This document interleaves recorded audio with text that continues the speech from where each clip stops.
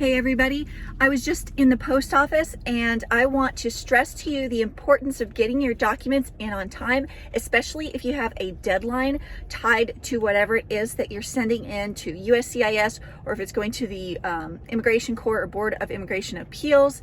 And something specific to USCIS you need to be aware of, and it's very important, is that if you don't get something in on time, USCIS does not care. They don't grant extensions of time, and they are not lenient at all when it comes to getting documents and information in on time to them. So here's what you need to know. USCIS has different addresses for the same forms. Yes, you heard that right. You could be sending in a form or document information to USCIS, but depending on where you live in the United States, what you're sending in and whether you're sending in with any other documents will depend on which address you send it to and the method you use to ship it. For example, if you're using the US Postal Service and you're shipping something to USCIS, there's an address for that. If you're shipping something combined with something else, for example, an I-130 with other documents or other forms, there could be another address.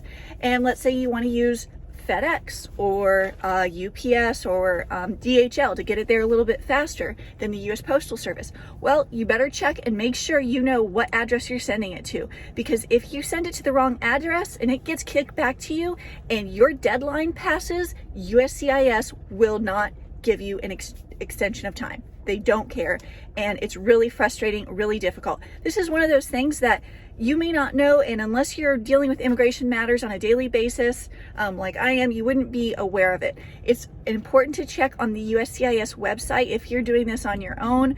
And so this is one of many difficult, frustrating, complicated things with USCIS, and getting all of your stuff in on time it can make or break a case, and it's really frustrating to have to deal with something like that when it's dealing with an important immigration matter. It's affecting your life. So you want to know where you're sending your documentation and check and verify you're sending it to the right address.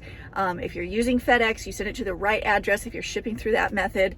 And if you need assistance with your immigration case, you should hire an experienced immigration attorney, which I am. So give me a call if you want to talk to me and book an appointment about your immigration matter. My phone number is 601-724-9255. One last tip: track whatever you send. If you're using the US Postal Service, you can do that with certified mail, and you can check with your tracking number where your document is, where your envelope is, and how close it is getting to your destination. And just be aware the US Postal Service, another government agency, doesn't always update its system, so you've got to stay on top of it yourself.